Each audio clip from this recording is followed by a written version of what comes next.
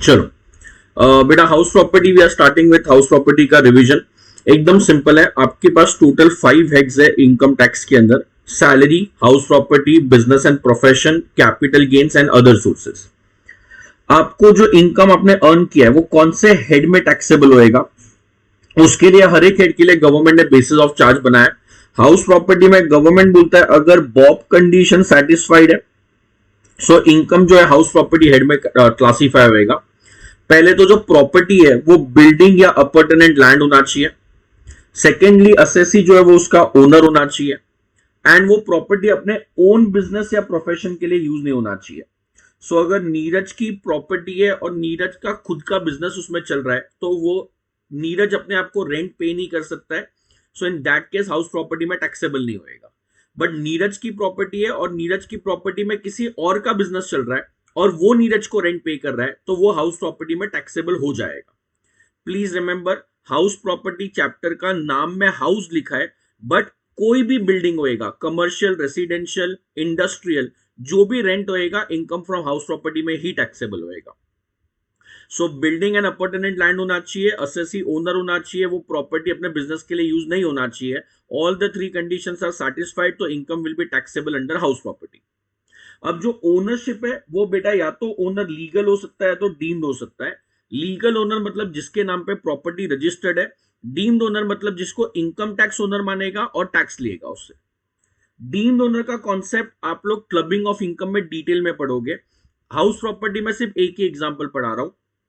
अगर किसी ने भी अपने स्पाउस को, सन्स वाइफ को या any person for the benefit of spouse या सन्स वाइफ या हिंदू अनडिवाइडेड फैमिली को प्रॉपर्टी ट्रांसफर किया है for an inadequate consideration. So mister A के पास एक हाउस प्रॉपर्टी था। मिस्टर ए ने वो हाउस प्रॉपर्टी मिसिस ए को ट्रांसफर किया है। या तो उससे पैसा ही नहीं लिया, गिफ्ट में दे दिया, या तो फिर उसने less than stamp duty value transfer किया है। So in that case property के लीगल ओनर जो होगी वो मिसिस ए होगी, बट इनकम टैक्स डिपार्टमेंट जो ओनर मानेगा मिस्टर ए को मानेगा। तो जो रेंट है रिसीव होएगा मिसिस ए को, बट वो rental income house property head में ऐड होएगा मिस्टर ए के। सो मिस्टर ए ने अगर अपना प्रॉपर्टी स्पाउस, सन्स वाइफ या any other person for the benefit of spouse और सन्स वाइफ ट्रांसफर किया है या एचयूएफ ट्रांसफर किया है और अगर उसके लिए less than stamp duty value लिया है, सो इन दैट केस जो प्रॉपर्टी है उसका लीगल ओनर जो होएगा स्पाउस होएगी, बट जो डीम्ड ओनर होएगा असेसी दैट इज ट्रांसफरर होएगा और वो प्रॉपर्टी पे टैक्स मिस्टर ए को ही भरना पड़ेगा। प्रोवाइडेड ये जब ट्रांसफर किया और जब रेंटल इनकम मिल रहा है दोनों डेट पे हस्बैंड एंड वाइफ का रिलेशनशिप होना जरूरी है। बराबर है, जो डेट ऑफ ट्रांसफर है उस पर भी रिलेशन होना चाहिए और जब इनकम अक्रू हो रहा है उस दिन पे भी रिलेशन होना चाहिए। सो अगर मैंने ट्रांसफर बिफोर मैरिज किया है तो क्लबिंग प्रोविजन अट्रैक्ट नहीं होएगा। अगर डिवोर्स हो गया उसके बाद जो रेंट मिल रहा है उसमें क्लबिंग प्रोविजन अट्रैक्ट नहीं होएगा।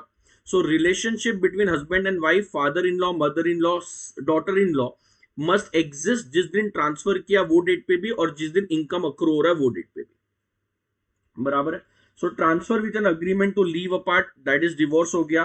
Transfer before marriage, asset held by widow, ये सब पे हस्बैंड वाइफ रिलेशनशिप नहीं है तो इस पे क्लबिंग होने वाला नहीं है। मतलब wife will be the deemed owner, husband को इसके ऊपर टैक्स भरने का जरूरत नहीं है। ओके। देन हाउस प्रॉपर्टी में अगर कोई प्रॉपर्टी का डिस्प्यूटेड ओनरशिप है, मैं बोल रहा हूं कि मेरी प्रॉपर्टी है, मेरा भाई बोल रहा है कि उसकी प्रॉपर्टी है, कोर्ट में अभी तक डिस्प्यूट सेटल नहीं हुआ है बट वो प्रॉपर्टी रेंट पे दी हुई है, तो इनकम टैक्स डिपार्टमेंट जिसको ओनर मानेगा that will be considered as owner of that property. So अगर property is still in dispute in the court of law, so income tax department will decide कि किसको owner मानेंगे for the purpose of tax. Normally जिसको rent receive होता है उसको owner मानते हैं। अच्छा, बॉब कंडीशन मेरे को बोलता है कि सर अगर बिल्डिंग एंड अपर्टनेंट लैंड हुआ तो इनकम जो होगा हाउस प्रॉपर्टी में टैक्सेबल होएगा। बट अगर सपोज ओनली वेकेंट लैंड है, खाली जमीन भाड़े पे दिया, तो वो हाउस प्रॉपर्टी में आने वाला नहीं है। बराबर है, it has to be building and उसका adjacent land, attach land basically. So building हो गया, उसका कार पार्किंग हो गया, वो अपर्टनेंट लैंड है। तो अपने बिल्डिंग में जो car parking area that is an appurtenant land, but only vacant land है तो हाउस प्रॉपर्टी में नहीं जाएगा। अगर मैंने प्रॉपर्टी भाड़े पे दी है बट मैंने बिल्डिंग के साथ साथ और भी कुछ भाड़े पे दिया है, फॉर एग्जाम्पल मैंने अपना प्रॉपर्टी भाड़े पे दिया, मैंने सामने वाले को बोला कि सर मेरे प्रॉपर्टी के साथ लिफ्टमैन, वॉचमैन, ये सब का सर्विसेज भी इंक्लूडेड है, मतलब बिल्डिंग के साथ साथ सर्विसेज भी मैं सामने वाले से चार्ज कर रहा हूं। सो गवर्नमेंट बोलता है आपको बाइफरकेशन बताना पड़ेगा। फॉर एग्जांपल मैंने बोला है कि 5 lakh rupees per month rent है, जिसमें बिल्डिंग का रेंट भी आ गया, वॉचमैन, लिफ्टमैन, गार्डनर का सर्विस भी आ गया। सो गवर्नमेंट बोलता है कि ये 5 लाख को आपको 2 पार्ट में डिवाइड करना पड़ेगा, कितना बिल्डिंग का रेंट है और कितना सर्विस का चार्ज है। जो बिल्डिंग का रेंट है वो हाउस प्रॉपर्टी में टैक्सेबल होएगा, बट जो सर्विसेज है वो आप अदर सोर्सेज या बिजनेस एंड प्रोफेशन में टैक्स करोगे। सो अगर building and appurtenant land भाड़े पे दिया तो हाउस प्रॉपर्टी में जाएगा, बट बिल्डिंग के साथ साथ अगर आपने कोई दूसरा सर्विस भी दिया तो आपको बाइफरकेट करना कंपलसरी है। जो रेंट बिल्डिंग का है हाउस प्रॉपर्टी में जाएगा और जो सर्विसेज का रेंट है वो अदर सोर्सेज में जाएगा। अगर आप बिल्डिंग रेंट पे दे रहे हो प्लस बिल्डिंग के साथ साथ कोई दूसरा एसेट भी रेंट पे दे रहे हो, जैसे आप बिल्डिंग के साथ कार रेंट पे दे रहे हो, सो एक पर्सन आया, आपने उसको बिल्डिंग भी रेंट पे दिया प्लस कार भी रेंट पे दिया, और दोनों का रेंट आपने सपोज 5 लाख रुपीज कोट किया है। सो बेटा बिल्डिंग आप बिना कार के रेंट पे दे सकते हो, कार आप बिना बिल्डिंग के रेंट पे दे सकते हो। तो ये जो लेटिंग आउट है बिल्डिंग और कार का वो सेपरेबल है। सेपरेबल मतलब एक दूसरे के बिना भाड़े पे जा सकता है। तो अगर लेटिंग आउट सेपरेबल है तो आपको बाइफरकेशन कंपलसरी है, ये बताना पड़ेगा 5 लाख में से कितना बिल्डिंग का रेंट है, जो बिल्डिंग का रेंट है वो हाउस प्रॉपर्टी में जाएगा, और कितना अदर एसेट का रेंट है, जो अदर एसेट का रेंट है वो बिजनेस एंड प्रोफेशन में जाएगा। सो कंपोजिट रेंट में आप बिल्डिंग के साथ साथ सर्विस दे रहे हो तो बाइफरकेट करो, जो बिल्डिंग है अलग, बाकी अदर सोर्सेस। बिल्डिंग के साथ साथ आप दूसरे एसेट रेंट पे दे रहे हो, एग्जांपल कार, तो भी बाइफरकेट करो, बिल्डिंग का रेंट हाउस प्रॉपर्टी में, बाकी का रेंट अदर सोर्सेज या पीजीबीपी में। बट अगर आपने बिल्डिंग के साथ एसेट रेंट पे दिया है और वो लेटिंग आउट इनसेपरेबल है, एग्जांपल आपने थिएटर रेंट पे दिया, तो थिएटर में आपका वो बिल्डिंग भी रेंट पे गया, फर्नीचर भी गया, थिएटर का स्क्रीन भी रेंट पे गया, म्यूजिक सिस्टम भी रेंट पे गया। तो यहाँ पे आप थिएटर में बिना फर्नीचर के बिल्डिंग रेंट पे नहीं दे सकते हो, बिना बिल्डिंग के फर्नीचर रेंट पे नहीं दे सकते हो। क्लासरूम रेंट पे दिया है तो क्लासरूम मतलब क्लासरूम भी चाहिए, that is building, plus classroom किसी को चाहिए तो बेंचेस भी चाहिए, व्हाइट बोर्ड भी चाहिए, सब चाहिए। तो जब क्लासरूम रेंट पे गया है तो building and plant and machinery, furniture आप सेपरेट नहीं कर सकते हो। तो अगर बिल्डिंग के साथ अदर एसेट्स रेंट पे दे रहे हो और लेटिंग आउट इनसेपरेबल है, आप दोनों को सेपरेट नहीं कर सकते, तो पूरा का पूरा रेंट अदर सोर्सेज या पीजीबीपी में जाएगा। पूरा रेंट अदर सोर्सेज या पीजीबीपी में जाएगा, हाउस प्रॉपर्टी में जाने ही नहीं वाला है, हाउस प्रॉपर्टी में जाने ही नहीं वाला है। बराबर है। सो हाउस प्रॉपर्टी में बॉब कंडीशन है, building and appurtenant land होना चाहिए, असेसी ओनर होना चाहिए, ओन बिजनेस के लिए यूज नहीं होना चाहिए। Building and appurtenant land has to be the condition, only vacant land है तो हाउस प्रॉपर्टी में नहीं जाएगा। बिल्डिंग के साथ साथ अदर एसेट्स भाड़े पे दिया है, सेपरेबल है तो सेपरेट ट्रीटमेंट, इनसेपरेबल है तो पूरा का पूरा अदर सोर्सेस या पीजीबीपी में। ओनर दो टाइप के होते हैं, लीगल ओनर और डीम्ड ओनर। डीम्ड ओनर में transfer to spouse, sons, wife वाला एग्जांपल है, इनएडिक्वेट कंसीडरेशन के लिए दिया है तो, और बाकी जो भी डीम्ड ओनर वाले वो क्लबिंग ऑफ इनकम चैप्टर में आ जाएगा। अच्छा, अब मेरे को वो बोलता है कि सर अगर एक ही प्रॉपर्टी के मल्टीपल ओनर है तो, सो मैं और मेरे भाई दोनों एक प्रॉपर्टी के को ओनर है। सो सिंपल है, अगर एक ही प्रॉपर्टी के मल्टीपल को ओनर है, अगर दोनों का शेयर गिवन है, प्रॉब्लम में बोला है Neeraj is 70% owner of the property, Neeraj का भाई is 30% owner of the property, तो जो भी आपका इनकम फ्रॉम हाउस प्रॉपर्टी आएगा उसको स्प्लिट कर दो, 70% नीरज को टैक्स भरना है, 30% पे मेरे भाई को टैक्स भरना है। बट अगर क्वेश्चन में शेयर नहीं दिया है तो आप अज्यूम करोगे दोनों इक्वल को ओनर है। बराबर है, दोनों इक्वल को ओनर है। सो 50-50 रेशियो में डिवाइड करोगे, अगर रेशियो दिया है 70-30 तो उसमें जाएगा, नहीं दिया है तो 50-50 में डिवाइड हो जाएगा। बराबर है, ओके। नाउ अगर हाउस प्रॉपर्टी का सम आया, सो बेटा फॉर्मेट एकदम स्टैंडर्ड है, फॉर्मेट चेंज नहीं होता है, इनकम टैक्स डिपार्टमेंट का फॉर्मेट है, तो एग्जाम में आप ब्लाइंडली फॉलो कर सकते हो। ग्रॉस एनुअल वैल्यू मतलब गांव minus municipal taxes will give me now, repeat करना प्लीज, गांव minus municipal tax will give me now, that is gross annual value minus municipal tax will give me net annual value, less deduction under section 24, दो deduction है, standard deduction at the rate 30% and interest on borrowed capital. इसके अलावा अगर कोई deduction मिला तो आप minus नहीं करोगे. जैसे ग्राउंड रेंट पे किया आपने, किसी को सैलरी पे किया आपने, डेप्रीशिएशन है, इंश्योरेंस प्रीमियम पे किया है, किसी का भी डिडक्शन नहीं मिलने वाला है. सिर्फ 3 डिडक्शन अलाउड है, म्युनिसिपल टैक्स, स्टैंडर्ड डिडक्शन 30% और interest on borrowed capital. That will give you income from house property. बराबर है. फॉर्मेट रिपीट कर रहा हूं. गांव gross annual value minus municipal tax will give me net annual value, minus deduction under section 24, standard deduction at the rate 30% and interest on borrowed capital.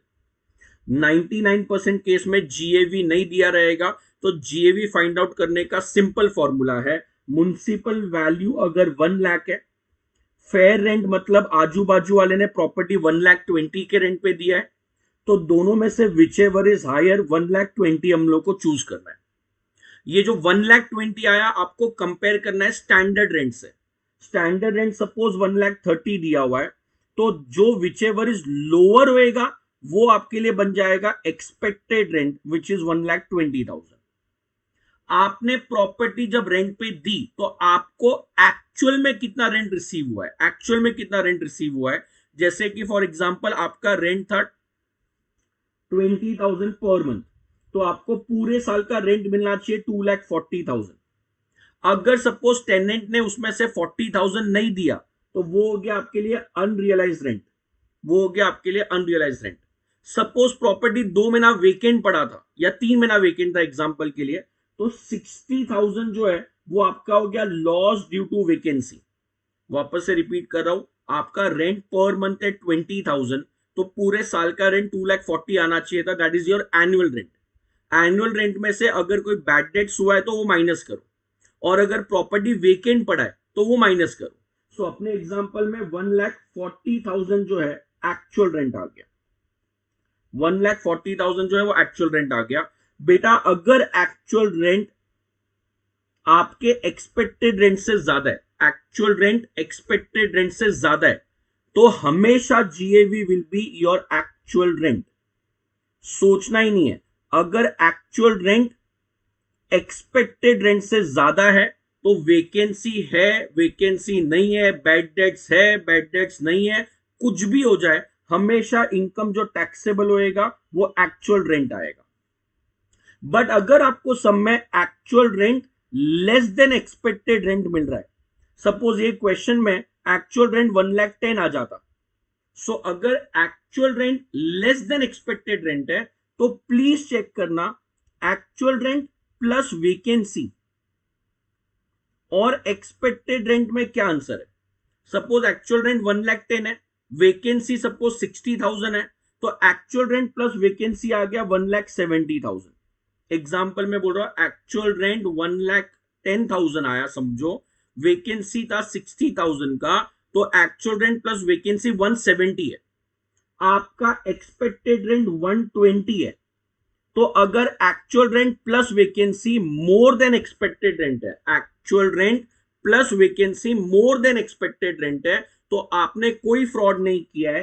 जो आपका actual rent है 1,10,000, that will be the GAV, that will be the GAV. Repeat कर रहा हूं, अगर actual rent more than expected rent है, actual rent पहले example में 130 था, 140 था, एक्सपेक्टेड रेंट 120 था, so actual rent more than expected rent है, तो answer will be actual rent. Question ही खत्म हो गया.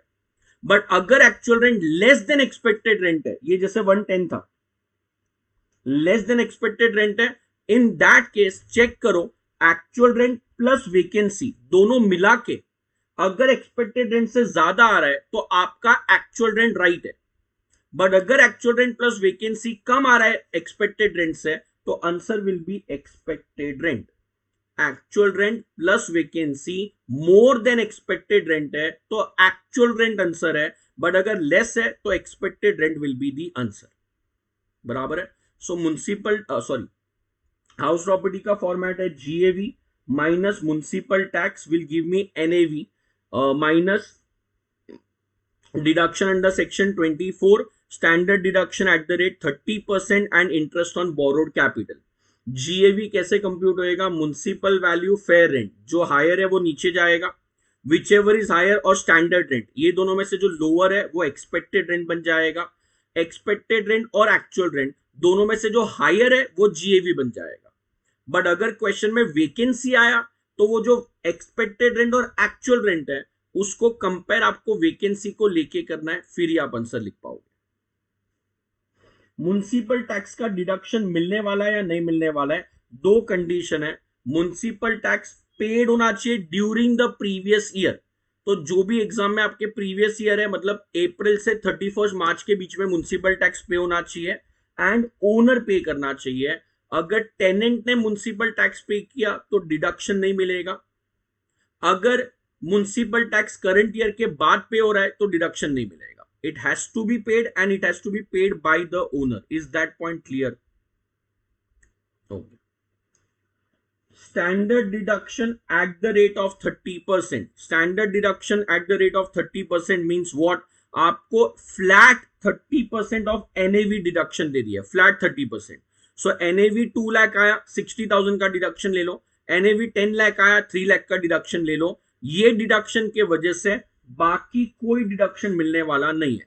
इंश्योरेंस प्रीमियम, डेप्रिसिएशन अगर सब में दिया है तो इग्नोर करो कंप्लीटली, आपको कंसीडर ही नहीं करना है. सो GAV municipal value fair rent से आता है, minus municipal tax paid and paid by owner होना चाहिए, NAV मिल जाएगा. फ्लैट 30% स्टैंडर्ड डिडक्शन है, बाकी कोई डिडक्शन नहीं मिलने वाला है. And lastly interest on borrowed capital बराबर है.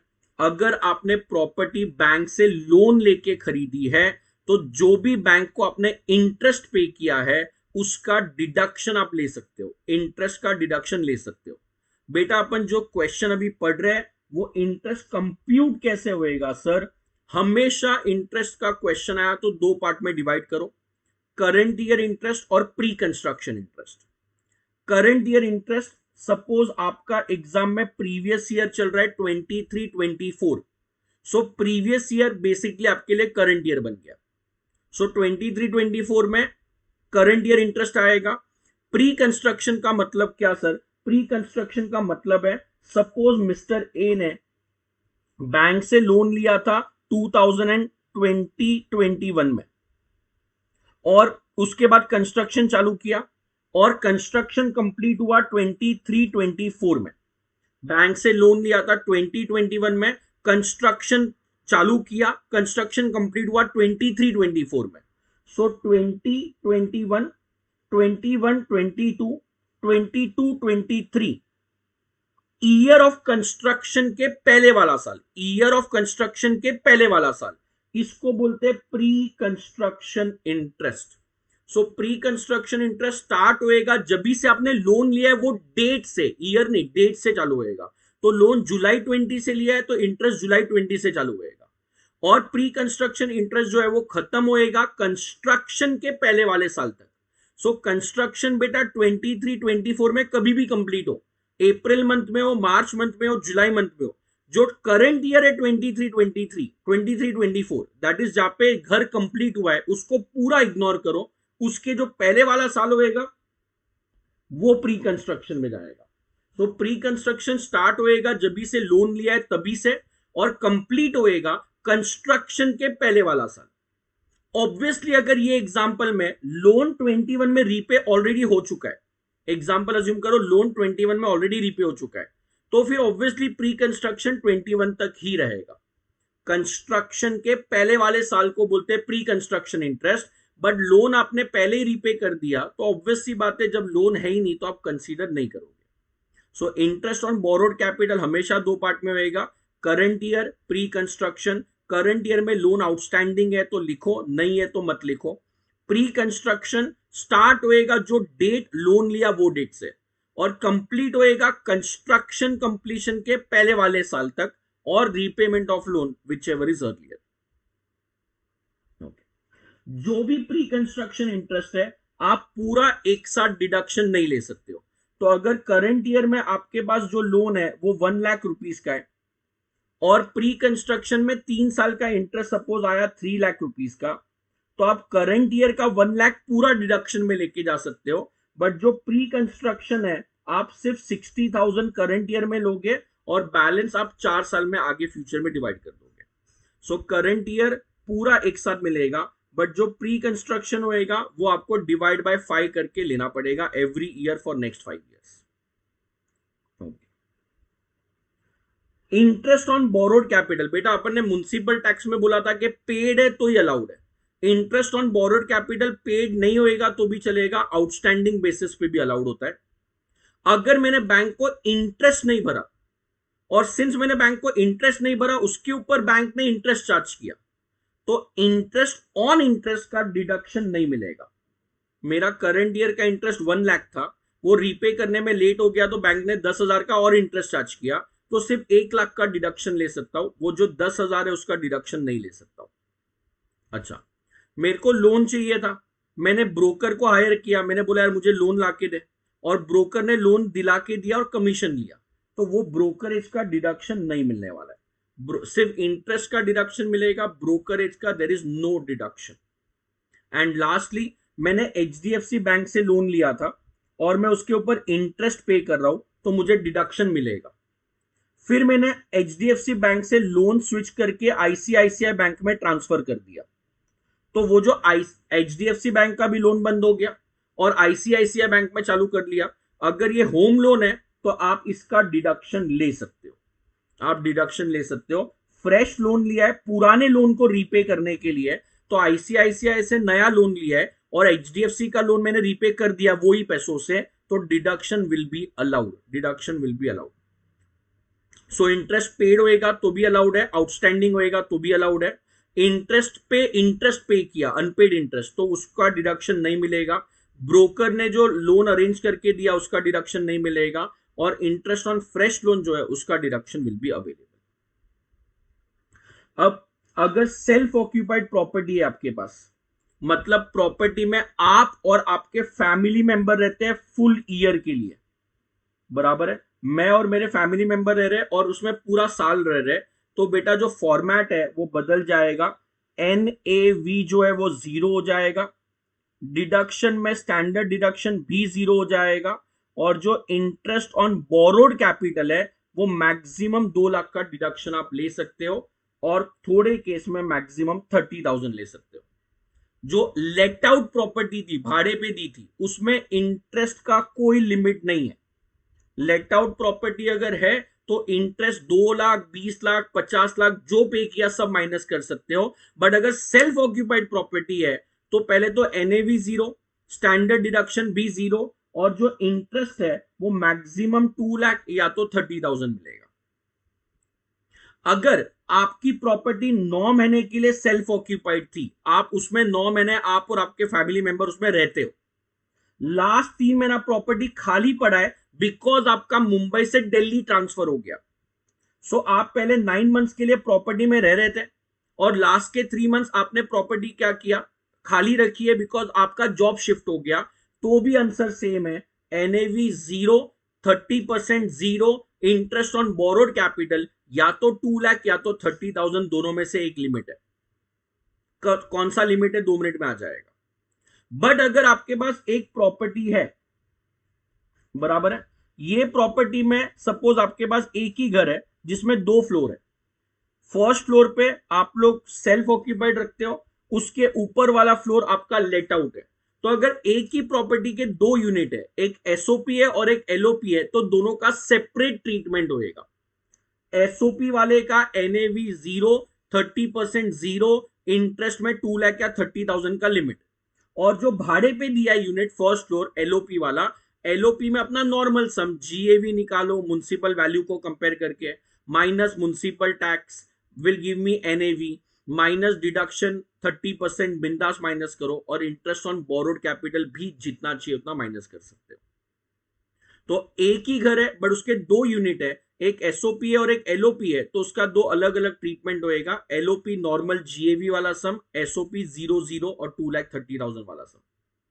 बट अगर एक घर है, आपने उसको 9 मंथ्स के लिए सेल्फ ऑक्यूपाई रखा था, और 3 मंथ्स के लिए लेट आउट रखा था, part of the house self occupied, part of the year self occupied है, part of the year let out है, तो पूरे घर को डीम्ड लेट आउट मानेंगे और उसका जीएवी माइनस म्युनिसिपल टैक्स वाला जो अपना समय नॉर्मल इंटरेस्ट पूरा मिलेगा वो वाला ट्रीटमेंट एप्लीकेबल होएगा।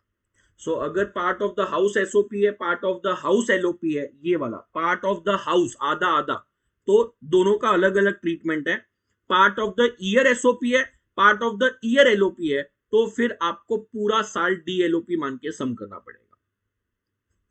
अगर आपके पास सेल्फ ऑक्यूपाइड प्रॉपर्टी है बट आपके पास एक से ज्यादा घर है, दो से ज्यादा घर है, एक्सट्रीमली सॉरी, तो गवर्नमेंट बोलता है नीरज अगर एसओपी है और तेरे पास दो घर है तो दोनों का आंसर 0-0 ले सकता है, एनएवी 0 एंड सो ऑन।